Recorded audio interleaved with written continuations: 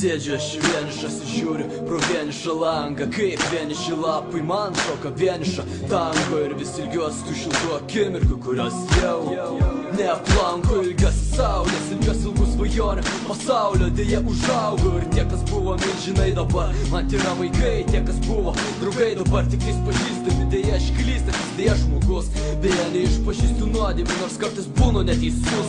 Kai save nuodėmiu, būnu juodas, o kai košmaris juodėjų, būnu pats sau nuodas. Aš būnu vienas, kai tu nori, ir būnu daug, kai galiu, nes kartais vienam daug lengviau eiti keliu.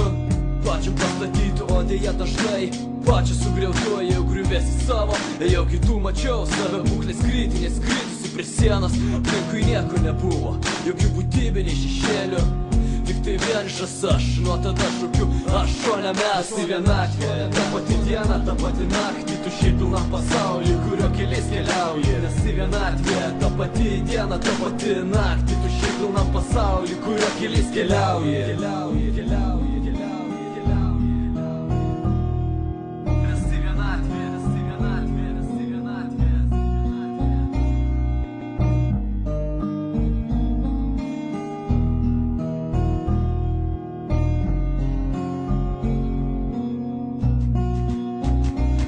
Kai vienuma aplanko šaltos rankos ir svajonių krantas, akimirkos išbranksta, paprastos kasdieniškos būta jose pilnatvės. Pasakiau iš anksto, nežiūri tai visi, bet ne visi tai mato. Akmenėlių žvyro gatvė, iš kurių kiti namus pastato. Kartais ieškom raktų iš tuščio miesto naktį ir ašalo dangus, tekantis varvekliais, lašantis į mano puodelį arbato. Žmogus ar vienas, kai atšala ir žemė gula sniegas, užkloja pastatus, baltai palieka tik tai sienas. Aš pasilieku vienas, gėlė lange, užuolaidos plevena vėjai. Prabėga dienos, kurių neskaičiavau, nes tikėjau šiandieną, kad atsilieka grafikas, o ne žmogus. Viskas tampa statiškai ir aš žinau, kad taip ir bus pilnai tuščiam pasaulyje, kol supratimas net bus. Viskas tampa statiškai ir aš žinau,